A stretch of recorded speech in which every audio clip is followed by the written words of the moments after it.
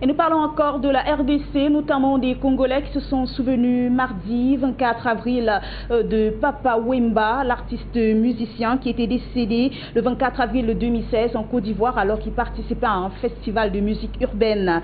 Mort à l'âge de 66 ans, Papa Wemba a laissé derrière lui une œuvre foisonnante, plus d'une cinquantaine d'albums réalisés entre 1970 et 2014. Le récit est signé Justin Kabumba, notre correspondant depuis la République démocratique du Congo.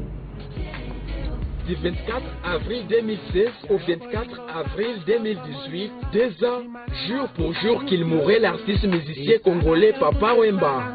Le roi de la rumba congolaise, comme on l'appelait, est mort suite à un malaise survenu sur scène à Abidjan, en Côte d'Ivoire, où il participait au festival de la musique urbaine.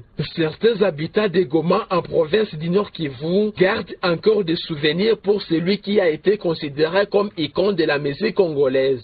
Ces Congolais disent qu'il est difficile d'oublier cette légende de la musique qui a contribué à l'évolution de la musique congolaise ainsi qu'à la musique africaine. C'est vraiment un idole.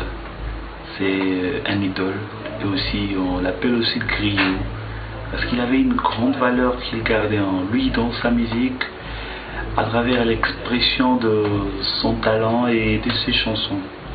Et pour moi, c'est vraiment un grand homme, une grande personnalité que nous avons perdue, mais aujourd'hui on continue toujours à le garder au fond de nos cœurs. J'avais trop apprécié ses comportements sur scène et j'ai appris beaucoup de choses à travers lui. Vraiment, c'est parmi mes souvenirs que j'ai toujours gardés.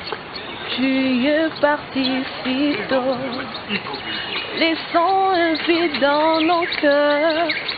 J'espère que tu m'écoutes là-haut.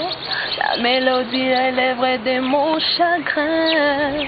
Par ailleurs, cette icône de la musique congolaise, un modèle qui avait ses particularités d'habillement, ce qui a rendu Papa Wemba parmi les chanteurs africains les plus populaires. Voix au perché et personnalité flamboyante, le rossignol Papa Wemba était une des grandes figures de la rumba congolaise et le prince de la SAT avec une société des ambianceurs et les personnes élégantes. Un mouvement dont il a été l'un des initiateurs au Zaïre dans les années 70 et qui s'est caractérisé par les plus grandes audaces vestimentaires en RDC.